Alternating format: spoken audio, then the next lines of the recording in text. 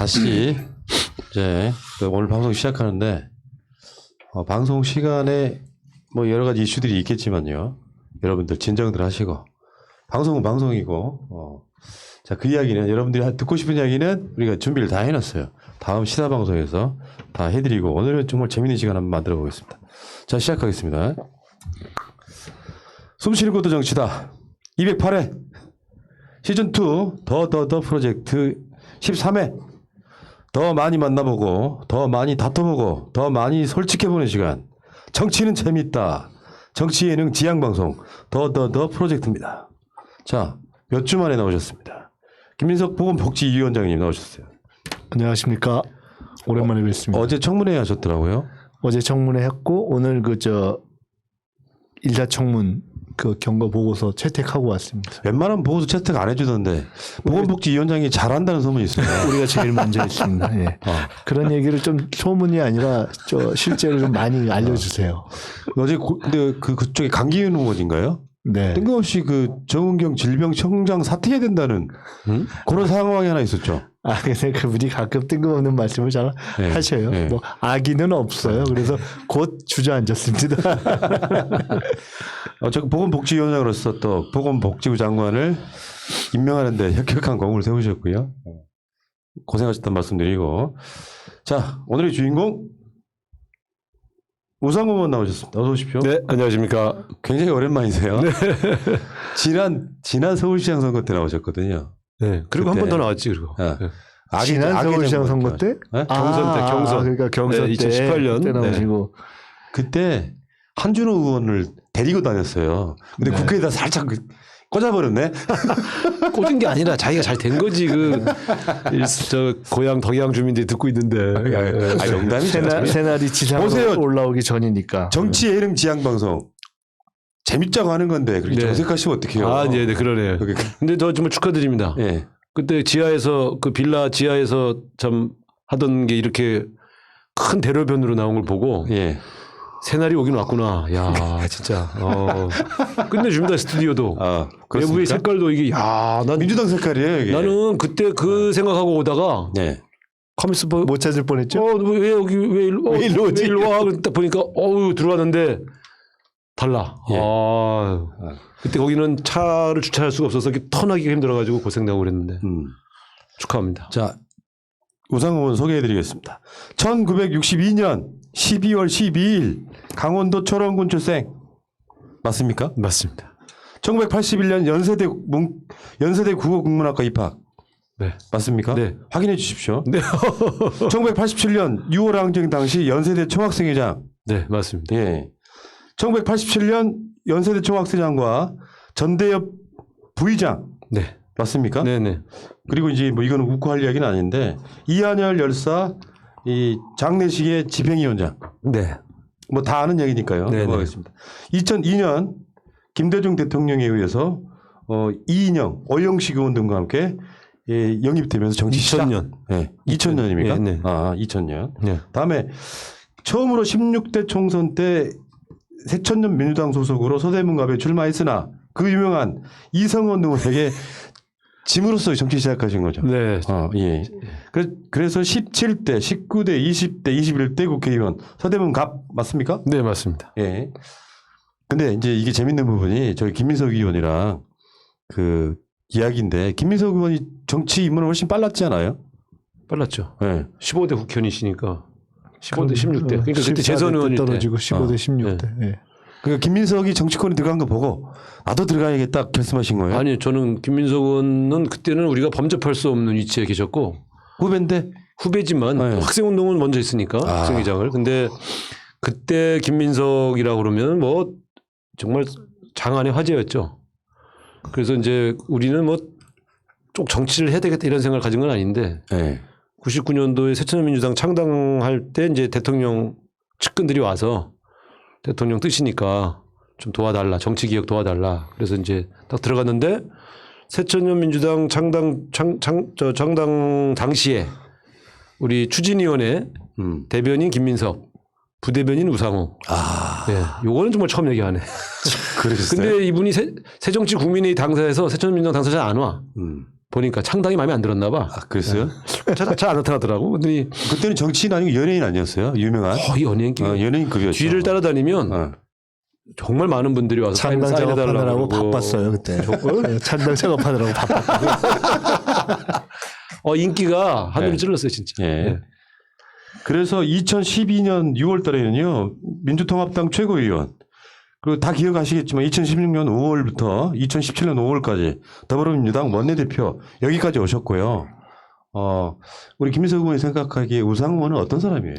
야, 근데 제가 우상호 의원과 지금 아까 말씀하신 대로 우리가 겹친 데가 많아요. 네. 근데 오늘 우상호 의원의 이력 중에서 가장 감동적인 이력을 제가 하나 발견했네. 뭡니까? 생일이 12월 11일이라니. 네, 쿠데타의 날. 12야, 우리 집사람하고 똑같은 생일입니다. 진짜? 아, 그렇습니까? 그런데다가 그날 제가 결혼식이 있었잖아요. 결혼 잘했네. 이야, 정말 잘했어. 아, 그게 작년 12월 12일이었어요? 네. 아, 이거 진짜 가장 중요한 이력이구만, 이거. 그렇구나.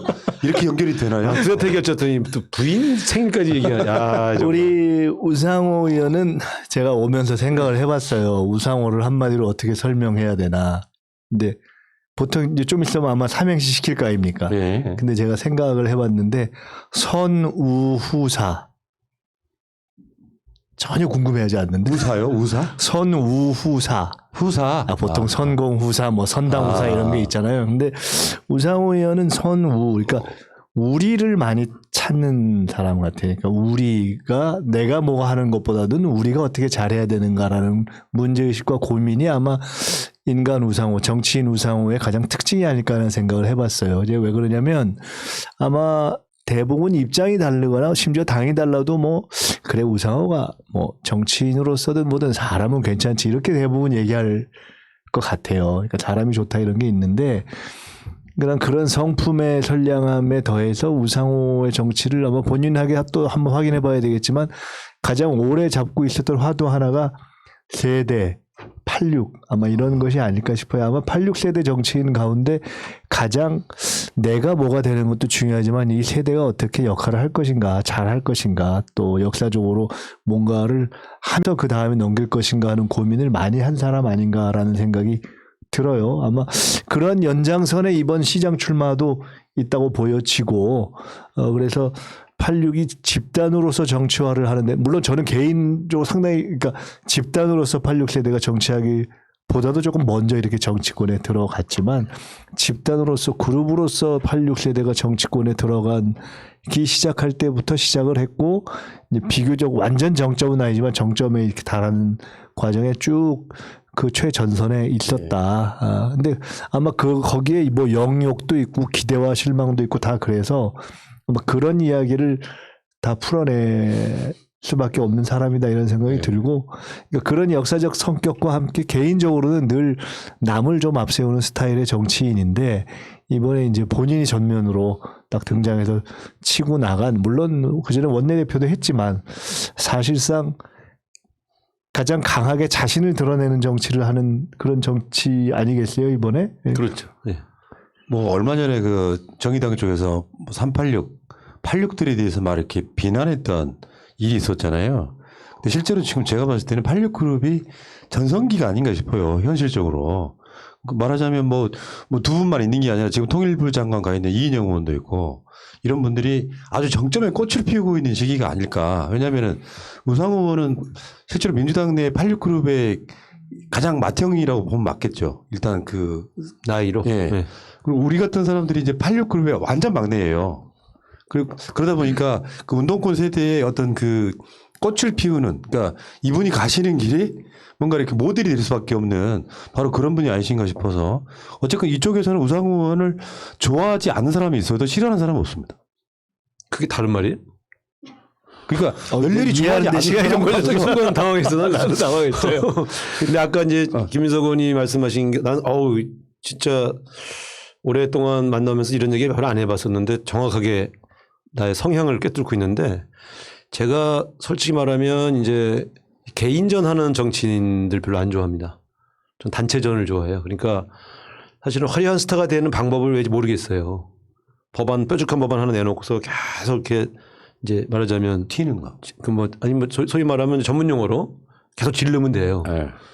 근데 또 그게 되든가 안 되든가 근데 그런 측면에서 보면 저는 그거보단 무슨 문제가 생기면 의원들을 이렇게 식당으로 불러요. 한 10명에서 15명을 불러서 야, 이것 좀 한번, 이거 어떻게 했으면 좋겠냐? 이렇게 물어보면 이제 얘기가 막 나올 거 아니에요?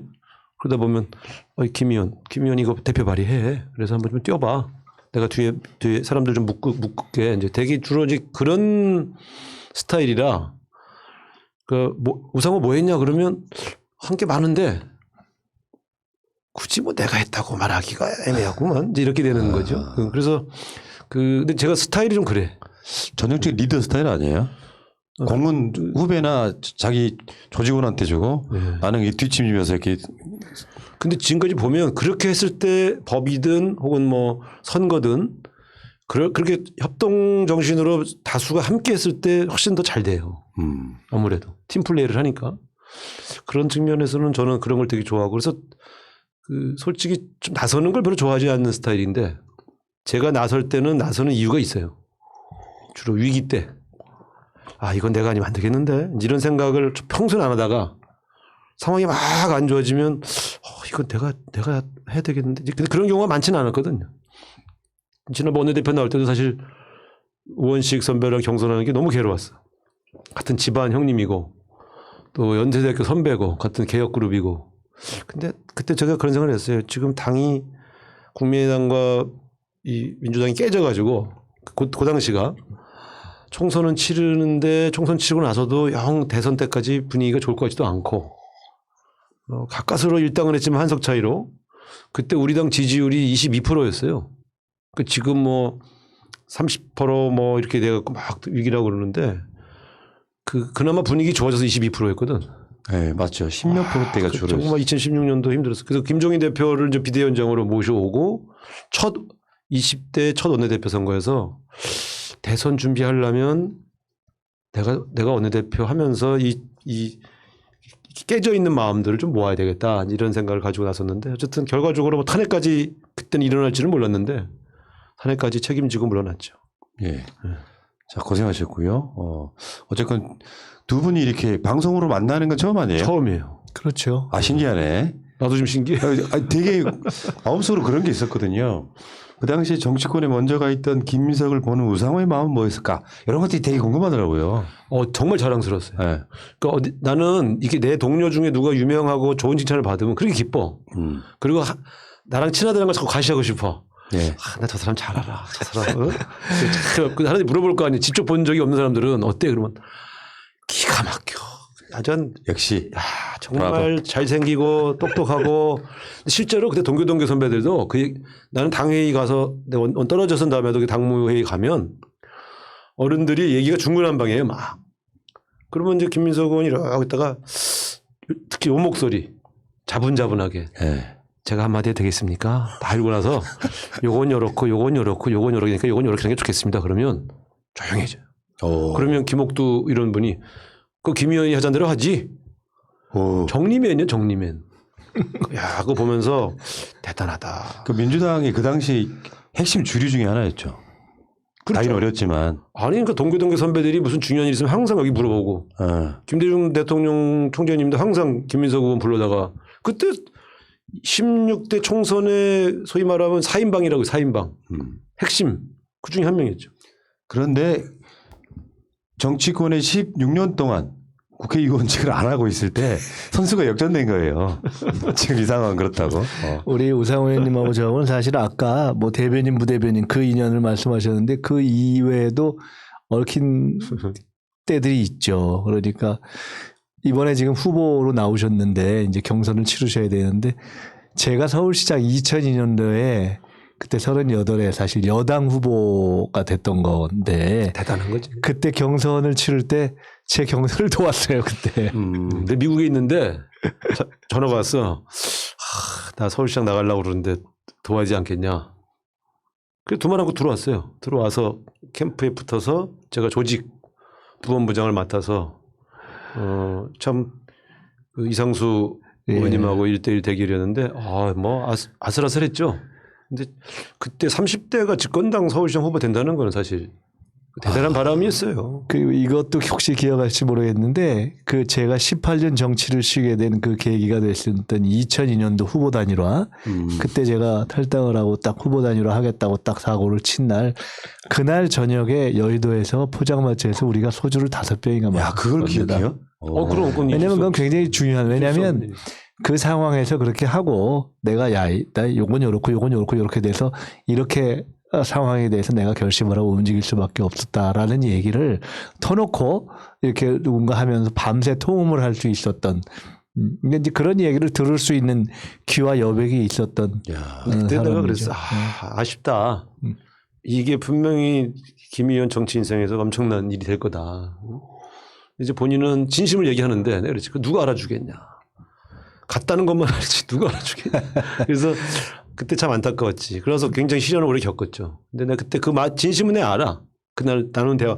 그날 성명서 냈었어 내가 우리가. 나하고 임명석원하고. 그러니까 이제 본인이 뭐 동의하고 안고를 따라서 저는 저대로 지금 판을 이렇게 갈 수밖에 없다는 것이 있고 또 본인은 또 그걸 이제 비판할 수밖에 없는 입장에 있지만 그렇지. 저는 또 저의 진심을 누군가와는 또 이렇게 나눠야 되는데 그날 저녁에 아주 그 코가 삐뚤어지듯 그때만 해도 술 좀 마실 때니까 소주를 5병이나 이게 그 오해를 풀기 위해서 새날에서 4년 방송한 거예요. 네. 그건 사실은 그렇지 않다. 그러니까 무슨 뭐 갑자기 뭘 배신하고가 아니라 아까 말씀드린 것처럼 민주당의 최고 주류 핵심으로서는 그렇게라도 하지 않으면 후보 단일화 할 방법이 없었기 때문에 결국에는 반대로 말하면은 노무현 대통령을 후보로 단일화됐는데 1등 공신이라고 표현해도 되는데 그게 역적이 돼가지고 유배 생활을 한 거 아닙니까? 솔직히 말씀드리면 어쨌든 이제 그런 중간중간 제가 이전을 말씀드리는 것은 그 우상호 의원이 역사적으로 보면 86 그룹에 대한 역사적인 일종의 자신이 뭔가 이렇게 그 그룹의 정치적인 진퇴나 향배나 성패나 성취에 상당한 책임감을 갖고 있는 정치인이라는 것 하나. 그다음에 그 상대가 어떤 입장에 있든지 간에 그 이야기를 함께 나누고 들을 수 있는 귀와 마음과 이렇게 가슴이 있는 정치라는 그 두 가지 이제 말씀을 드리면서 알겠습니다. 이제 좀 파주세요. 이제 네. 덕담은 다 했어요. 그 역사는 또 돌고 돌아서 그 당시에 서울시장 후보로 나가서 38살에 이명박의 대선을 도왔던 저분이 지금 서울시장 기획단장이신 거죠. 출마했던 경험 때문에. 근데 이제는 반대로 됐어요. 바뀌었어요. 이제 서울시장 후보로 지금 나오시려고 하시는 건데 재밌습니다. 상황이. 물론 앞으로 민주당 내에서 뭐 출마 선언 하시는 분이 계시면 그게 뭐 어떤 박 장관님이든 박주민 의원이든 다 모시겠습니다. 근데 어쨌든 간에 입장이 좀 그렇긴 하죠. 그러니까 기획단장 입장에서 후보 한 분 이렇게 일반적으로 모셔가지고 인터뷰하는 게 좀 부담스럽긴 아니, 근데 하죠. 뭐 사실은 우리 후보들이 다 개인으로 하면 지금 이제 현재 우리 우상호 의원님이 첫 출마 선언을 하신 것이고 또 앞으로 2분이 될지 3분이 될지 알 수 없으나 저희는 너무 자랑스럽고 좋죠. 네, 뭐. 알겠습니다. 우리 쪽은 그런 게 미덕 아니에요? 이렇게 붙어서 이렇게 뭔가 경선하고 누군가가 후보가 되면 다른 후보들이 같이 도와주고 이런 분위기. 그럼요. 예. 그럼. 자, 알겠습니다. 일단 여기까지. 자, 이성원 의원을 잠깐만 여쭤보고 싶은 게 언제는 주거니 받거니 했단 말이에요. 그 지금 우상호 의원 이력에 빠진 거 있어. 거기는 이성원 의원이 지금 했던 곳인데 이분은 어디로 가셨어요? 이제는 완전히 진 거네요. 근데 이게 이제 아직도 동네에 계세요. 그래요? 제가 서울시장 후보가 될 거라는 걸 가장 확신하는 분 중에 한 분이에요. 그래요? 그래야 본인에게 기회가 오잖아요. 확신할 뿐만 아니라 열심히 열심히 아마 제일 열심히 도울 걸. 근데 그러니까 한 번은 제가 지고 한 번은 그분이 이기고 이제 이렇게 왔다가 번갈아 가면서 네 번의 레이스는 그렇게 됐고 나머지가 이제 연달아 제가 3번 됐는데 이런 악연도 참 전 세계에 6번을 같은 지역에서 연속해서 붙은 사례는 이게 유일하대요. 우원식 의원님하고 권영진 하고 의원 있는데 4번? 4번인데 그것도 증검다리가 한 번 있고. 네. 우씨들이 대부분 좀 그런 성인 우인분들이 그렇게 우리가 물러 터져 상대들한테도 친화력이 있나 보네. 그러니까 계속 같이 붙네.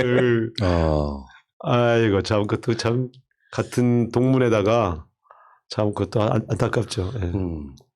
자, 그렇군요. 아직 이성원 씨는 정치하시는군요. 이제. 네, 그래서 원래는 지난번에도 공통 공약이 이번에 지는 사람 떠난다. 이제 그런 그런 거였어요? 공약이었는데 21대 또 나오시더라고요. 그래서 아니 그럼 6번을 한 번도 중간에 딴 사람 안 바뀌고 안 바뀌고 계속 똑같이. 대단하네. 그래서 동네 분들이 그래. 정말 대단하네. 제발 우리 서대문구는 무슨 죄로 둘 중에 한 명은 좀 바뀌어서 나와야지 어떻게 똑같이 20년을. 그러니까 그때 20살인 분이 지금 40대고. 그럼 4승 2패 하신 건가요? 예, 그렇습니다. 아, 그분 떠나야겠네. 뭐 말도 안 돼. 근데 아직 사무실 안 접으셨어요? 아, 네. 그렇습니까? 제가 서울시장 된다고 확신하시는 분일 겁니다. 아. 네. 자, 이성원 씨 이야기 여기까지 하시고. 중도 확장성이 있으시네. 그러네요. 지금 지지치기 다르시네. 자, 지금 민주당에서 서울시장 출마 선언을 가장 먼저 하셨는데 네. 왜요? 왜 이렇게 빨리 나오셨어요? 아니 전들 뭐 스포트라이트 받고 하고 싶죠. 주요 이슈가 있을 때는 사실은 안 하는 게 정답인데 가만히 보니까 저쪽 당은 뭐 서로 한다고 막 나서서 장을 만드는데 아, 우리 당은요 거론만 되면서 안 움직이면 순간적으로 한쪽이 확 밀려요. 여론에 관심 받게 되죠. 안전받기 되는 데다가 중도에 있는 분들은 저 당이 이번 선거판을 불리하다고 보는 모양인데 라는 신호를 읽혀요. 우리 국민들은 굉장히 빠릅니다. 그래서 이게 유불리 따질 때가 아니라 누군가는 빨리 선언을 해서 이쪽에도 후보 있고 이쪽도 좀 판이 돌아갑니다. 이렇게 진행할 필요가 있다. 그래서 제가 고민하다가 원래대로 하면은 12월 말이나 1월 초에 하는 게 맞는데 안 되겠다. 이러다가는 우리 당이 확 밀리겠다. 이런 생각이 들어서 뭐 주목을 크게 받지는 않을 거라는 걸 알면서 13일 날 출마 선언을 했죠. 예상대로 기자들이 저랑 친한 기자들이 형 지금 이슈가 많은데 이럴 때 하면 어떡해? 그래서 야 근데 이거 안 하면 우리 당은 완전히 바보 되는 거 아니냐? 그래서 지금 열심히 하고 있죠. 스스로가 항상 이렇게 전체를 생각하시는 분이세요. 왜냐하면은 인터뷰를 해도 만약에 혹시나 박주민 의원이나 박영선 장관 인터뷰를 해도 나중에 한 사람이 더 유리하거든요. 맞아요. 아, 전체를 생각하시는 분이시라니까. 아니 그리고 다른 이슈가 없을 때 하는 게 사실은 일반적으로 맞죠. 뭐 공수처 이슈든 뭐든 등등. 근데 실제로 아마 우상호 의원께서 그때 출마 선언 안 했으면 지금 야권 후보들 얘기만 나오고 우리는 후보들이 하나도 없는 묘한 상황이 됐었을 안철수 거예요. 대표까지 올라탔기 때문에 저라도 없었으면 완전 우리는 그냥 거의 식물 정당처럼 볼 가능성이 있어요. 아, 잘하셨습니다. 제가 속으로도 안철수 대표 올라타기 전에 내가 먼저 선언하기 잘했네. 안 그랬으면 우리 당 완전히 뭐 잊혀질 뻔했네. 그랬는데. 지난번 경선 때도 나오셨잖아요. 네. 3등 하셨죠. 네. 네. 근데 그 상황에서 저는 이렇게 봐요. 박영선 장관도 지금 서울시장 나온 게 뭐 이번에 나오면 세 번째, 의원님은 지금 두 번째. 네. 이런 분들은 나름대로 서울시에 대한 고민을 굉장히 많이 하시고 있을 것 같아요. 준비해놓은 이 컨텐츠가 있을 테니까 어떤 서울시장 되고 싶으신데요? 지금은 이제 서울시가 처해 있는 상황이 제일 중요하잖아요. 뭐 내가 만들고 싶은 것은 나의 주관적인 욕구고 지금 이 코로나 위기가 서울이 좀 굉장히 심각합니다. 거기다가 지금 사령관이 없어요. 돌아가셔가지고. 그래서 행정적으로 보면 좀 공백 상태가 너무 길어지고 있고 또 이에 따라서 경기도 아주 안 좋아요. 경제가 아주 안 좋아. 그래서 저는 어느 분이 서울시장이 되든 지금 이번 서울시장은 코로나 위기 극복과 다시 서울 지금 경제적으로 위축되어 있는 서울의 엔진을 다시 돌리는 게 예. 선결 과제입니다. 제가 볼 때는 이거 제일 잘할 사람이 우상호다. 네. 20년간 준비해 왔습니다. 서울에서. 그래서 뭐 현안 모르는 거 없고 어떤 방식으로 이걸 처리해야 될지 이것들 다 준비되어 있기 때문에 제가 볼 때는 일단 급한 거는 빨리 급한 불부터 끄자. 이게 제일 중요하고요. 두 번째는 서울이 좀 이 강남북 격차 이게 너무 커. 이것 좀 줄여야 되겠다 이런 게 있고요. 세 번째는 좀 서울을 좀 특색 있게 좀 품격 있는 국제도시면서도 특색 있게 만드는 일. 그래서 이거는 뭐 김인석 의원도 여러 번 주장도 하고 그랬습니다만은 저는 이제 금융, 그다음에 관광, 레저, 문화 이런 3차 산업의 메카로 서울을 좀 만들어야 되겠다 이런 생각을 가지고 있죠. 아, 짧은 시간에 설명 다 드리긴 어렵습니다만. 저는 솔직히 말씀드리면요. 민주당 후보들은 그렇게 늘 준비가 돼 있다고 봐요. 누가 나가느냐 어떤 이미지 문제가 전 더 크다고 보는데 어쨌건 우리 의원님 서울시장 되셔도 굉장히 잘할 것 같습니다. 기본적으로. 사람들이 다 그래요. 한번 제일 잘할 사람인데 네. 지지율이 왜 이렇게 낮지? 다 이렇게. 참. 지금 안철수 씨가 출마 선언을 했고 아까 말씀하셨다시피 저쪽에 관심을 좀 받고 있죠. 그래서 나경원 후보하고 서로 이제 뭐 1, 2위 다투는 어떤 상황이 됐거든요. 그러면 저쪽 후보는 어떻게 될 거라고 보세요? 그런 전략도 있으시잖아요. 이 안철수 대표의 등장 때문에 가장 속 터지는 사람이 나경원 의원일 거예요. 예. 아마 속 뒤집어질 거예요. 자기가 1등 달리다가 갑자기 하루아침에 샥. 그러니까 아마 이제 좀 속이 상할 텐데 저는 안철수 대표의 등장으로 야권에 엄청난 교란 요인이 생겼다. 이렇게 봅니다.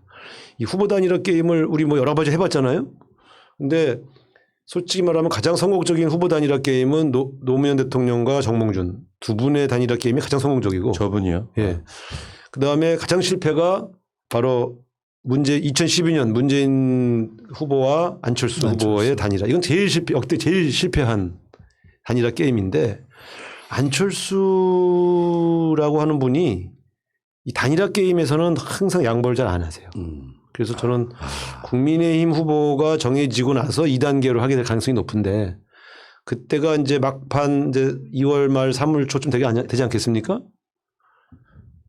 굉장히 교란이 될 겁니다. 그래서 그렇겠죠.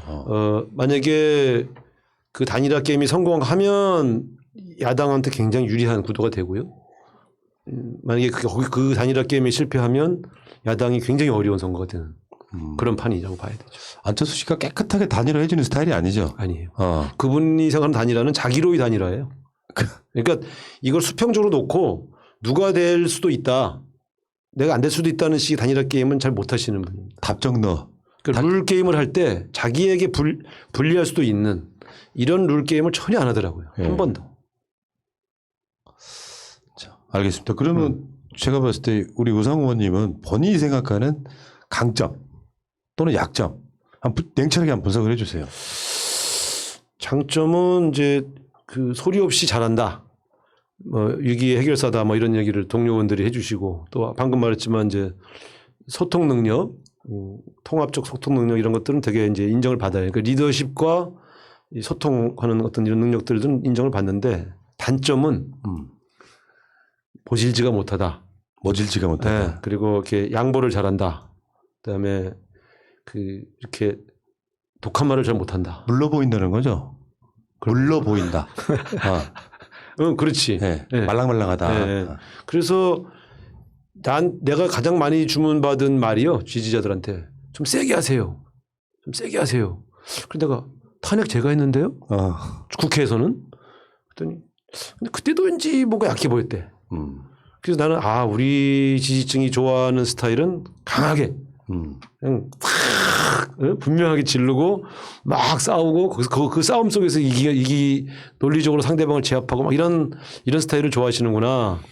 뭐 그런 느낌이 들었죠. 그렇군요. 우상 의원님이 뭐랄까 확실히 이런 운이 없다고 생각하는 게 딱 방송 시간에 정경심 교수에 대한 판결이 나왔는데 사람들이 관심이 없어 지금. 징역 4년, 벌금 5억, 법정 구속. 네? 1심인데? 법정 구속이야? 전 그렇게 지금 아직까지 듣고 있거든요. 말이 되나? 그러니까 야 진짜 그러니까 예를 들어서요. 정경심 교수 재판을 정말 엄청나게 길게 했잖아요. 그럼 누가 봐도 이거는 무죄에 가까운 정도인데 그걸 입증하지를 못하고 판사 입장에서 늘 걱정했던 게 판사 리스크 이야기를 했거든요. 판사 리스크.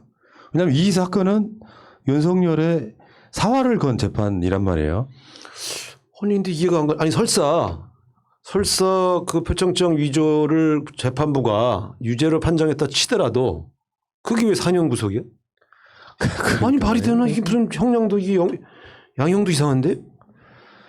그러니까 사람들이 비분관계하는 거죠. 에이 이건 아니지. 네. 이거 맞네. 맞아? 속보가 이게 우리도 지금 방송하느라고 속보하기를 이제 하는데 이게 나라가 아이고 참 한심하네. 그러니까 뭐 완전히 뭔가 그런 거 있잖아요. 이 답을 정해놓고 가는 재판 같은 느낌. 사실은 재판장이 윤석열 같은 느낌. 요 느낌으로 재판하면 어떻게 합니까? 왜 특별히 그 사람만 양형 자체가 말도 안 되는 그런 식으로 가야 되는 거예요. 민주당에서는 지금 이거 어떻게 대처할 수 있을까요? 사법부가 판단 내린 거에 대해서 뭐 지금 상권 분립이라 비판을 할 수 있으나 어떻게 할 수는 없죠. 그냥 비판하는 거지. 이게 너무 과하다. 근데 진짜 과한데 내가 아무리 봐도 야 이건 유무죄 다투는 문제 있어서 뭐 판사가 유죄를 판단했다 그러면 할 말은 없으나 유죄를 판단했다 하더라도 어떻게 형량이 이렇게 높을 수가 있어요? 참, 진짜 이해가 안 가거든요. 그러니까 이게 상식적인 어떤 판결을 내리는 게 아니라 윤석열의 면세워주는 것 같은 그런 결론이 나면 결국에는 검찰이나 판사나 우리 국민들 입장에서는 개혁을 외칠 수밖에 없어요. 상식적으로 해야죠. 그러니까 이제 보통 이제 이런 거예요. 유무죄야 뭐 판사가 뭐 증거를 가지고 재판했다고 주장하면 끝인데 형량이 높잖아요. 그럼 보통 우리가 감정이 섞인 판결이다 이렇게 주장해요. 네. 그래서 제가 볼 때는 이거는 상식적이지 않다. 예. 설사 유죄로 본다 하더라도 이거 상식적이지 않다. 그러니까요. 네. 대체로 우리가 볼 땐 이거는 무죄 판결을 난다고 봤는데 이거 참. 이거 충격적이네. 이게 사모펀드가 이제 무죄가 날 것이냐 아니냐에 제일 관심이 사실은 있었고, 근데 사모펀드를 유죄로 판단하기가 어렵다고 봤기 그렇죠. 때문에 오히려 이제 저 같은 경우는 개인적으로 이 결국은 제일 윤석열 총장의 검찰에서 애초에 문제를 삼고 이것이야말로 정말 문제다라고 대대적으로 이제 언론에서 분위기를 잡았던 것이 사모펀드 건이기도 하고 해서 이것이 무죄가 되면 이것이야말로 검찰이 정말 억지로 이렇게 만들어낸 것이었다는 것을 이렇게 반증하고 반격할 수 있는 상황이 될 거다라고 이제 보고 있었는데, 나머지는 최대한 해도 이 표창장 문제가 조금 애매하지 않겠느냐 정도였는데 그렇죠. 이건 지금 이해할 수가 없는 상황인데, 이건 조금 일단 판결문 등등을 봐야 하겠지만 이해할 수가 없네. 그러니까 지금 15개를 걸었단 말이에요. 혐의를. 그중에 하나라도 걸려라. 뭐 이런 사실 재판이었는데 일부는 뭐 유죄, 일부는 무죄 이렇게 막 섞여 있어요. 그럴 수밖에 없죠. 네. 그 상황에서 가장 핵심적으로 누구나 관심 받을 수밖에 없었던 거는 표창장 그런 부분이었는데, 야, 징역 4년을 선고해요. 징역 7년 구형했는데 3년 깎아주고 4년 구형하고 법정 구속하는. 야, 이거는 좀 제가 봤을 때 이게 사법개혁의 일종의 가장 중요한 핵심이 좀 되지 않을까 싶은 게, 이게 너무 과해. 징역 4년이라는 거는 집행유예를 낼 수 없는 형량이거든요. 그러니까 이게 법정 구속을 아예 작정하고 형량을 4년으로 때리고 구속해 버렸네. 야, 진짜. 자, 그 부분은 그 이야기는요. 이따가 5시 방송에서 다시 좀 분석해드리도록 하고요. 그 사이에 좀 분석을 여러분 좀 되겠습니다. 이해해 주시기 바랍니다. 원래 정해진 시간인데 우리들 입장에서는 정해진 방송을 일단 할 수밖에 없는 것이고, 우상호 의원님 괜찮습니다. 입장은 괜찮습니다. 다음에 또 나오면 되죠. 예, 괜찮습니다. 한 번 더 나오시려고요? 아니, 한 번 더 불러드릴게요. 어쨌든 간에 준비한 방송을 일단 먼저 좀 맞춰놓고 하겠습니다. 네. 삼행시를 할까요, 말까요? 이 분위기에서 준비를 해오셨으면 저 한번 하겠습니다. 아니 삼행시 하기가 아니요, 그렇다 할지라도 할까 합시다. 왜냐하면 이게 이걸로 정신 바짝 차리고 잘 대응하고 이겨내면 되는 거니까요. 자, 우상호 본인 이름으로 재밌는 삼행시 한번 들어볼까요? 자, 문 떼어주십시오. 우상호의 얼굴을 자세히 들여다보면 상은 서울시장감이다. 이게 진짜 다음 오늘 뛰기가 진짜 아니 재밌게 하려면 우상호 의원이 원래 문학 나 원래 이런 거 또잖아요. 못해. 문학 소년이잖아요. 야, 진짜 시 안할 수가 없네. 그러니까 시. 야,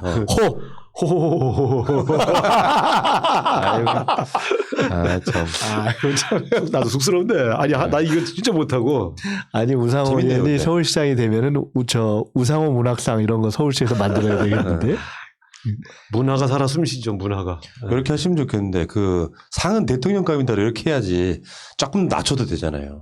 근데 이게 이제 4년 임기의 서울시장 임기라면 어느 분이 되든 3년 열심히 일해서 평가받아서 대선 나가도 돼요. 1년 2개월의 서울시장 임기에 대선을 꿈꾼 사람이 맡으면 예. 특히 위기잖아요. 그거 신경 팔다가 이 위기를 극복 못 해요. 전 제 머릿속에서 완전히 지웁니다. 저는 진짜 다음 생각 안 하고 예. 여기에 완전히 올인하겠다. 제가 갑자기 진지 모드로 왔네. 요 며칠 좀 곰곰이 생각을 해봤는데 흔히 이제 서울시장 후보라고 할 때 뭐 대선 후보 또 대선 후보감 이런 얘기 또 실제로 다 그런 자격이 되는 분들이잖아요. 우리가 지금 거론되는 뭐 우상호, 박주민, 박영선 다 그런 감들이 되는 분들이잖아요. 근데 중요한 차이가 하나 있을 것 같아요. 지금 이미 안철수 대표 등장하면서 저게 사실상 대선 게임, 대선 징검다리 게임처럼 되고 본인들도 꼭 시장에 전념하겠다는 것이 아닌 게임으로 부인하지 않죠. 돼서 저희 입장에서는 워낙 코로나로 엄중한 상황이기도 하고 보궐임기이기도 해서 시장으로서 정말 제대로 할 생각을 본인 스스로도 명확하게 정조준하는 분들이 후보가 되고 시장이 되는 것이 굉장히 중요하겠다는 생각이 특히 이번은 중요합니다. 네, 그런 생각이 들어요. 자, 선생님 재밌게 잘 들었고요. 준비해 오신 거 맞죠? 네, 준비 오라 그랬잖아요. 네, 잘하셨습니다. 자, 그러면은 우상호 의원의 고민은 무엇입니까? 이거는 뭐 어떤 고민도 상관이 없이. 사실은 예. 지금 제가 4억에 50만 원 반전세를 사는데 이제 2월이 만기예요. 근데 이제 이사를 가야 되는데 우리 부인께서 알아보더니 이사 갈 집이 없다고. 아, 그래서 사실 지금 최근에 제가 신용대출로 2억을 받았는데 6억이면 어떻게 안 될까? 그랬더니 아파트는 못 들어간다고. 그래서 빌라 알아보고 다니고 있어서 조금 부인이 조금 요즘 위기소침해 있어서 그래서 내가 그랬지. 그러면 우리 관사 들어가자. 서울시장. 네. 그래서 나는 그 개인적인 이유로도 관사 들어가야 되고. 네. 야, 드디어 오랜만에 사리 사육이 작동하네. 근데 실제로 어제 나온 보도를 보면 서울시 내에 전세가 엄청 증가했다는 거예요. 근데 그 증가한 이유가 4억 하던 것을 3억 올려가지고 7억을 내놓으니 안 들어가는 거죠. 그때 어떤 전문가가 하나가 하는 이야기가 들었는데 서울 시민들이 2년만 아파트 전세 등을 들어갈 생각하지 않고 일반 주택을 알아보면 당연히 아파트 값 또는 전세 떨어진다. 2년만 아파트 살 생각하지 말아봐라. 뭐 이런 식의 해법을 내놨죠. 쉽진 않아요. 야, 근데 사실은 뭐 저야 18년을 장외에 있었으니까 그렇기도 하고 지금 저도 뭐 아파트가 아닌 주거 형태 그리고 전세인데 그래도 우리 꾸준히 지금 국회의원을 계속했는데 어째 지금 그렇게 반전세? 아니 일단은 내가 대변인을 많이 했잖아요. 네. 그럼 월급 타가지고 상당 부분은 언론인 접대에 썼죠. 밥 먹고 술 먹고 하는데 이제 당 대변인을 항상 당에 유리한 보도를 만들어야 되니까. 근데 그리고 이제 애가 셋이니까 또 비용이 꽤 들어가더라고요. 그래서 내가 어느 날 보니까 이렇게 별로 내가 그래서 야 국회의원 얼굴 많이 받는데 이러고도 집을 못 사니까. 집 못 사는 건커녕 전세를 못 사니까 서민들 진짜 힘들겠는데 이런 생각을 안 할 수가 없어요. 그래서 심지어 제가 우리 부인에게도 이제 무능하다는 소리까지 들어서 조금 이제 그런 고민을 솔직히 얘기하라 그래서 솔직히 얘기했습니다만. 예. 원래는 이 시간이 제가 나름 상담을 좀 해야 되는 시간인데 이거는 상담할 수가 없어요. 이건 뭐 상담 불가네. 상담은 뭐 상담할 자격이 안 되는 거라고. 상담할 자격이 안 돼 일단. 야, 참 이거. 어쨌든 뭐 고민은 그렇게 털어놨습니다. 고민이시겠네요. 사실 제가 봤을 때는 관사로 아니 서울시장이 그래갖고 내가 솔직히 이런 게 있어. 이제 2달은 비는데 뉴스를 보다가 뭐 국민의힘 모 의원이 뭐 집이 몇 채인데 재산이 뭐 얼마다. 그리고 이번에 탈당했잖아요. 야, 이 사람은 어떻게 이런 엄청난 거액과 엄청난 부동산 재벌이 됐을까. 참 그런데 왜 그런 사람이 왜 정치하려고 그러지? 이런 또 생각이 들더라고요. 근데 참 희한하네. 우리 지금 우상호 의원도 지금 반전세라고 하셨는데 사실은 지금 송영길 의원도 내가 알기로는 아마 전세일 거예요. 아, 왜들 그래요, 다들. 아니 거기는 또 그 부인이 네. 소신이 있어요. 송영길 의원도 그렇고 그 부부가 정치하면서 축제하지 않는다. 그거는 아주 확실한 그런 뭐가 있죠. 그 서울시장이 해결해야 될 문제 아니에요? 사실 이런 부분 가장 중요한 이야기 아닙니까? 그거 한 가지만 좀 여쭤봐야 되겠네. 그 부동산이라든가 집 관련해서 뭐 어떻게 지금 딱 본인 문제를 포함해서 이렇게 집 문제로 지금 어려움을 겪고 있는. 20년 동안 제가 서울에서 지역구 활동하면서 이렇게 수없이 많은 이제 이 부동산 문제를 지켜봤을 거 아니에요. 근데 또 공부도 좀 해보고 저는 서울시의 가장 큰 문제는 공공주택이 너무 적어요. 지금 싱가포르 같은 경우는 75%가 공공주택이에요. 그리고 오스트리아 빈 같은 경우가 40%. 도쿄나 런던, 파리 같은 경우가 23%에서 25%가 공공주택인데 그래도 안정이 잘 안 돼요, 사실은. 근데 서울은 8% 미만이에요. 그러니까 굉장히 어렵죠. 그래서 저는 일단 공공주택을 대량으로 보급을 해서 일단 우리가 사실 정치한 이유가 그거 아닙니까? 취약계층을 먼저 돕자. 사회적 약자를 먼저 돕자 이렇게 본다면 서울시장이 할 일은 주거 취약계층에게 공공주택을 대량으로 보급해서 일단 가장 취약한 분들 안정적으로 살 수 있게 해주는 것. 저는 이게 목표가 돼야 된다고 생각을 하고 그 공약을 내놓았죠. 이게 웃긴 게요. 국민의힘에 있는 후보들이 일반 주택을 많이 보급하자. 그 좋은 생각이에요. 나쁜 생각은 아닌데 실제로 보면 지난 이명박 오세훈 시장 때 뉴타운 한다고 난리를 쳤잖아요.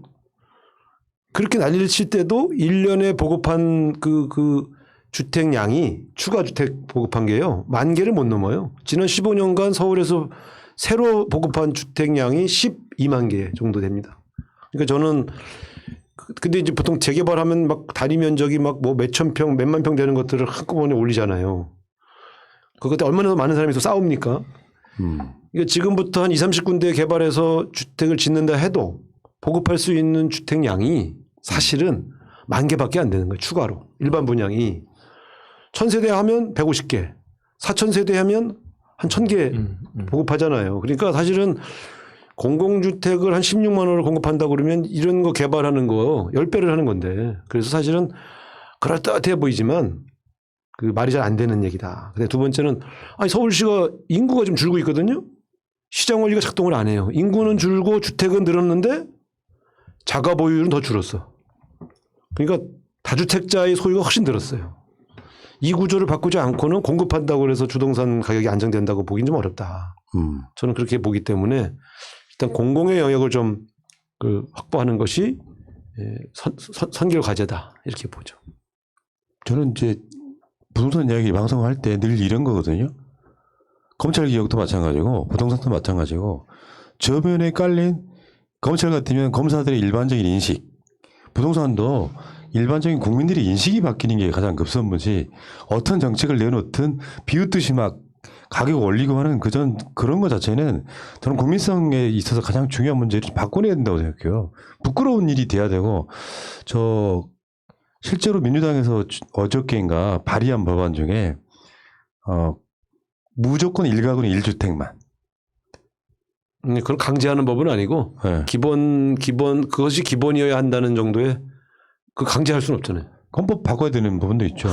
개헌사항이 진성준 의원이 낸 법안이 진성준 의원한테도 10정도 해명을 들었는데 본인도 그게 무조건 뭐 이런 뜻은 그건 아니죠? 아니에요. 그러니까 주택을 투기와 이런 목적으로 하면 안 된다는 선언과 1가구 1주택을 기본으로 한다는 정도의 이야기지 2주택을 갖고 있으면 강제로 팔게 하겠다 이런 건 아니에요. 그건 약간 유연 소지가 있죠.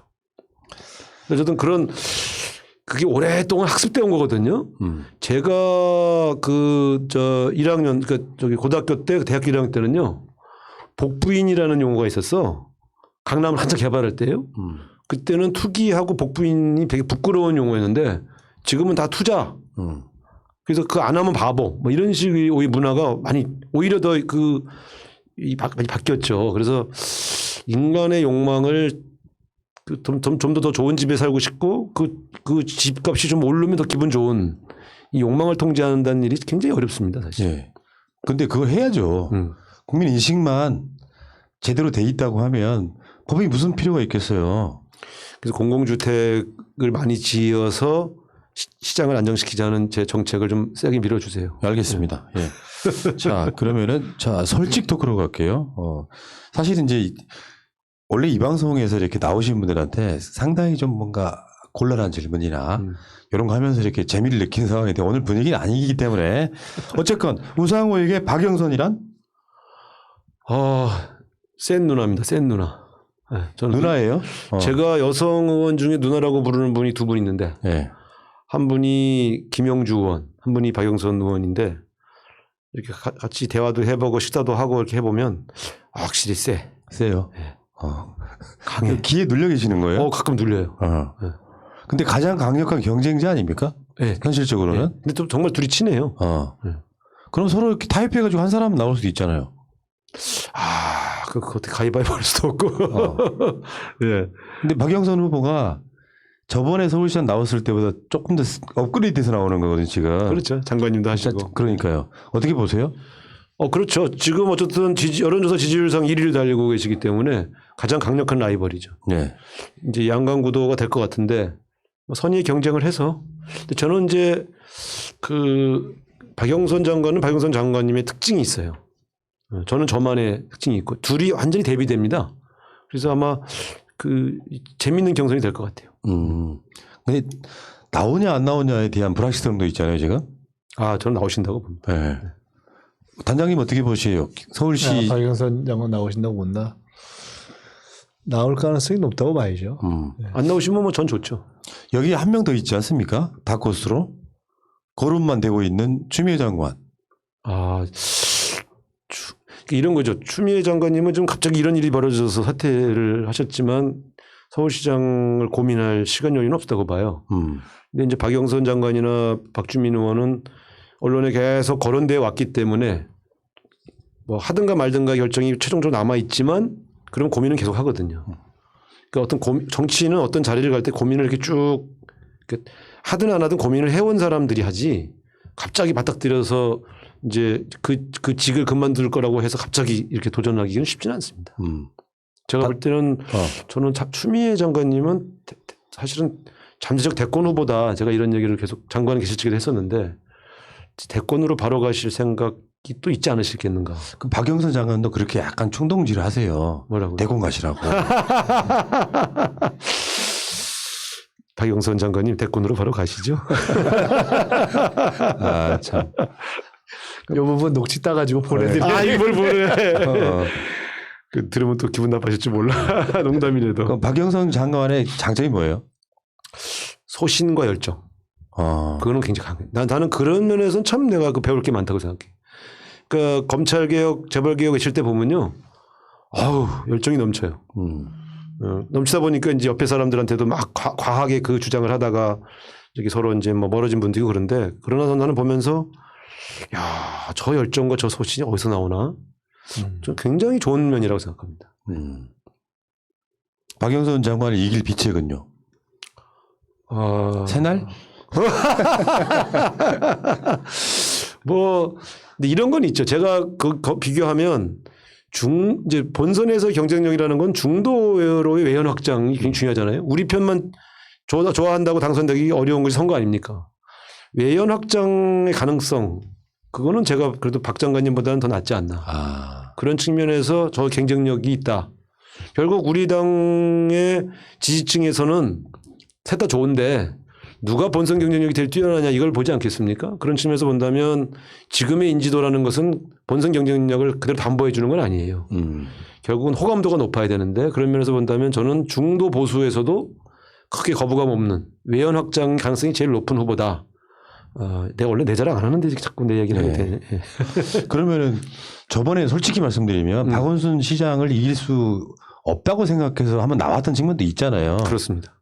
근데 그때 컨텐츠랑 지금 컨텐츠가 많이 업그레이드 됐습니까? 네, 많이 이루어졌습니다.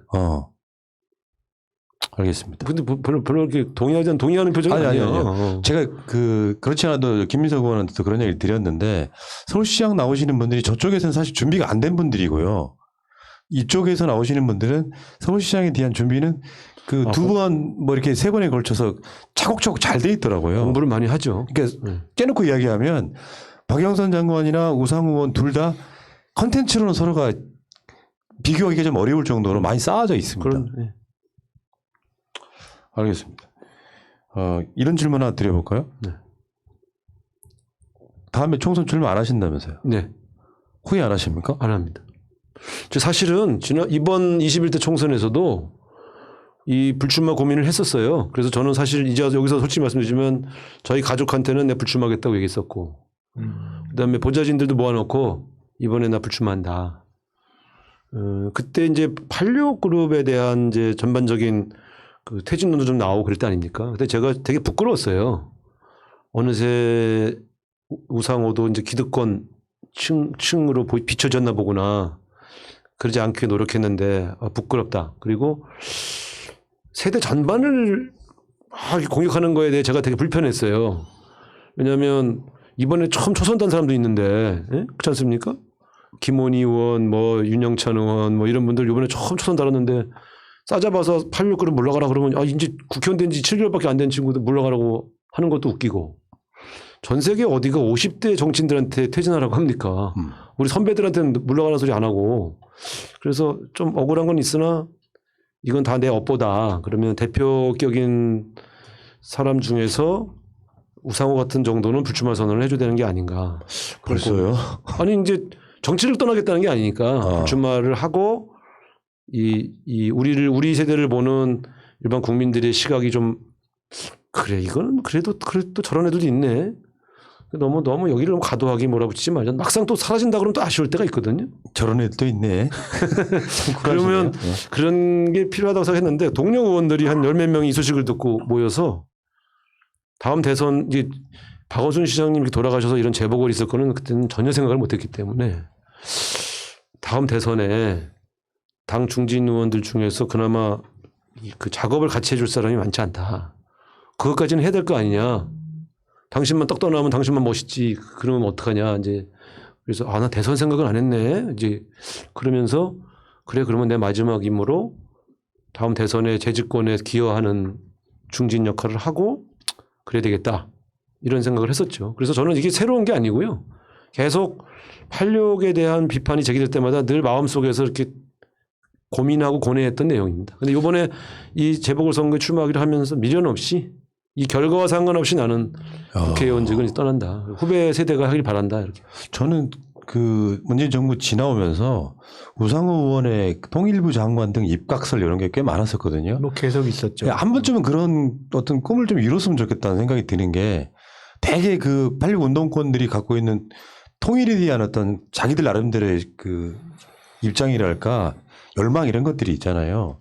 그런 생각을 하면 안 해보십니까? 근데 저는 그 통일부 장관은 지금 이인영 장관이 하지 않습니까? 저한테 뭐 30년 동지인데 이인영이 하는 건 우상호가 하는 거랑 똑같습니다. 우리는 뭐 생각이 똑같기 때문에. 그게 아니라 그러니까 이런 소리 들으시는구나. 사람이 무르다고. 남이 가져가도 이렇게 배 아프지 않으세요? 진짜 배 안 아파요. 네. 그래도 박영선이 하는 건 내가 하는 것과 똑같다 이렇게 얘기 안 하니까 다행이에요. 거기는 똑같지는 않지. 그건 똑같지는 않지. 이런 캐릭터시구나. 옛날 같으면 정말 그 사람 좋은 선비. 근데 알고 보면 되게 단단한 사람. 네. 지금 서운하실 것 같은데 이게 제가 계속 이게 다음 총선에는 아예 안 나온다라고 이렇게 확정 짓는 것 같아요. 정말 죄송해요. 아니요. 저는 그 선언했는데 정치인의 말 한마디는 천만금 같은 무기가 있어야 돼요. 안철수 씨는 서울시장 절대 안 나간다는 얘기 하다가도 바로 그러니까 그런 인간하고 날 비교하지 말라고. 그걸 내가 그렇게 비교하는 건 내가 그래서 했잖아. 어떻게 18일 만에 말을 바꿔? 네? 근데 그분은 서울시장 나온다고 하면서 그걸 대권으로 읽는 거예요. 18일 전에 안 한다고 했잖아요. 그럼 18일 만에 해야 하는 이유가 설득이 안 되잖아요. 여전히 머릿속은 서울시장에 출마하는 것으로 야권 플랫폼을 만들고 그 만든 플랫폼을 서울시장이 되어서 유지해서 다음 대선 후보 하겠다는 선언이에요. 그거는 틀림없어요. 우상호는 진짜 멋있네요. 이런 지점이. 사실은 이게 어떤 국회의원에 대한 어떤 집착일 수 있는 것들이 많잖아요. 보통 사람들한테는.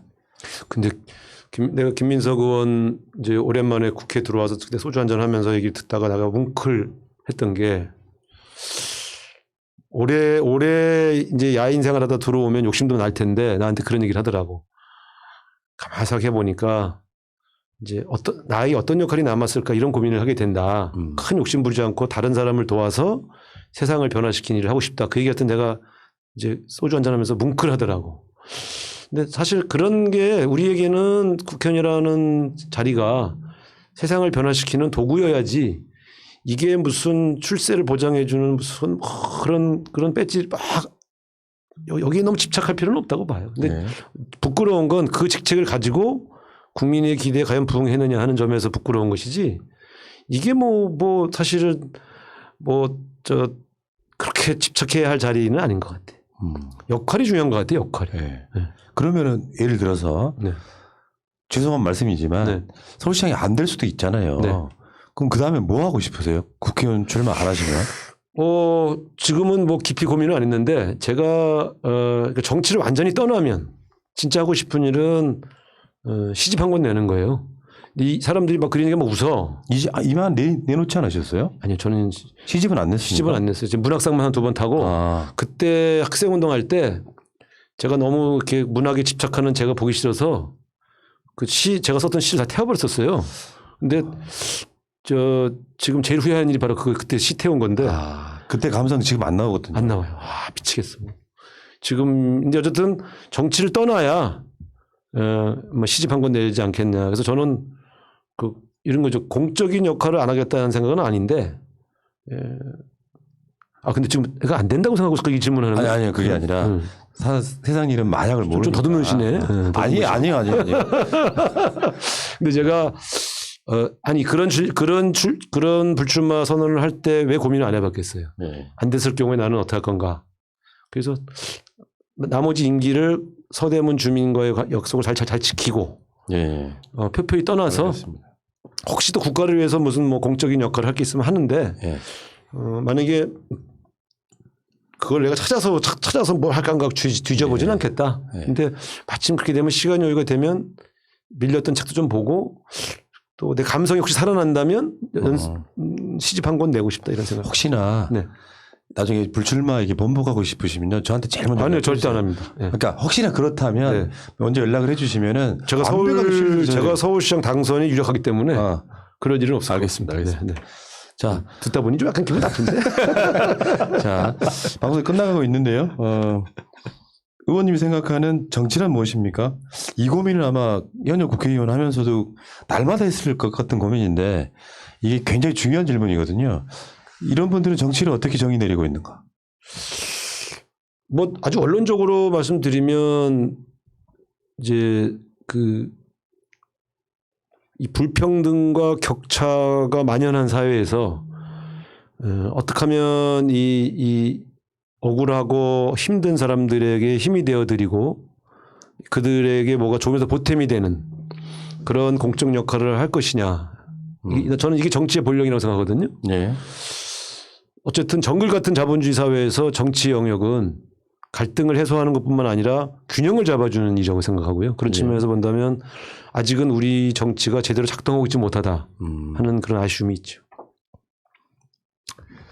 다 하셨어요? 네. 정치란. 이거 평가 좀 해주세요. 우리 김민석 의원님. 뭐 동조를 하시든가 반대를 하시든가. 아니 무슨 평가를 하겠습니까?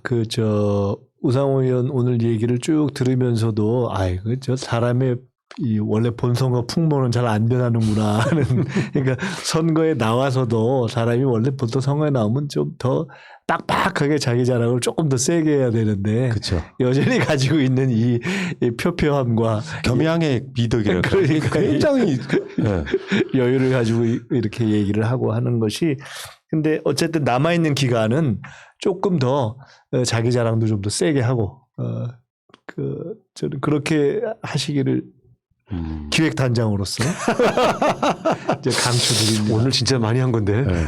그러니까 제가 우상호 의원은 오늘 이야기 들으면서 공감했던 것 중에 하나가 조직을 많이 끌어본 사람이 저거든요. 회사도 운영해봤고. 근데 그렇게 조직을 끌어보는 사람 입장에서는 혼자 튀는 사람들 별로 안 좋아해요.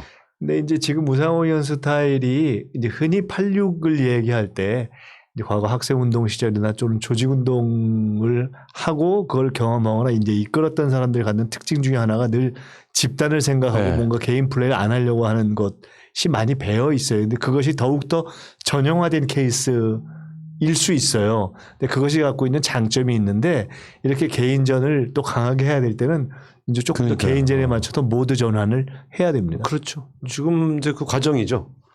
그래서 내가 많이 듣는 얘기가 그거예요. 사람은 좋은데 서울시장감인가? 이런 얘기를 많이 들어요. 이제 나를 잘 모르는 이런 이제 시민들 속에서. 근데 그거를 짧은 시간에 이렇게 새로운 상징으로 설명하기가 쉽지는 않더라고요. 제가 보기엔 어울리세요. 그러니까 서울시청 앞에 서 있는 우상호 의원 딱 보면은 정말 잘 어울릴 것 같아요. 약간 키다리아저씨 느낌? 그런 걸 이미지화 시키는 것도 선거 기획 중에 좋은 게 될 것 같은데. 본부장으로 영입을 좀 해야 되겠네요. 네.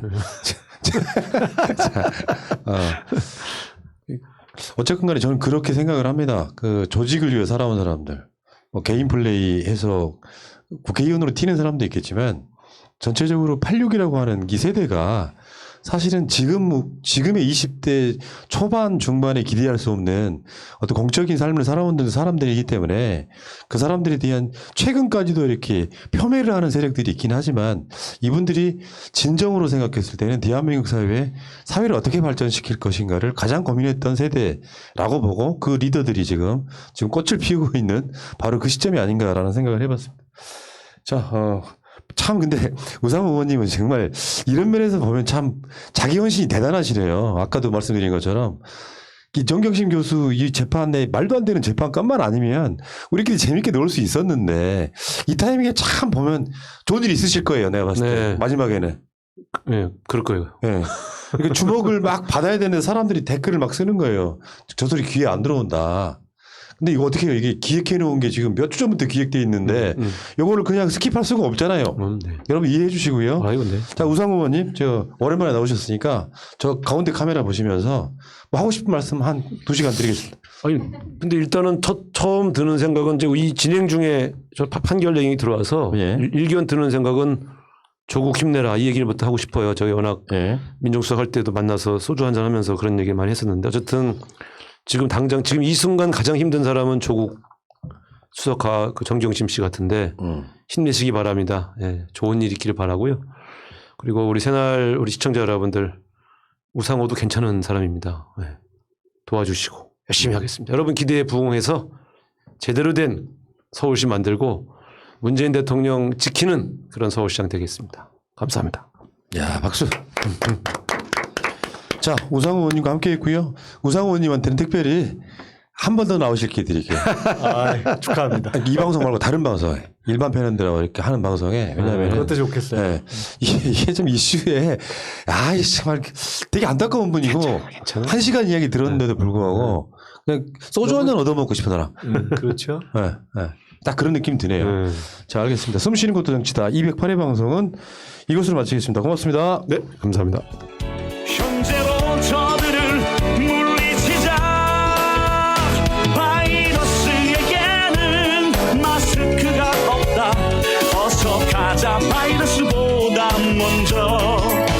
그러니 내일보다 먼저 가자. 우리들의 희망을 형제이게 하자. 설령 그것이 내일이라 해도 현재로 저들을 물리치자. 바이러스에게는 마스크가 없다. 어서 가자 바이러스보다 먼저. 바이러스에게는 마스크가 없다. 어서 가자 바이러스보다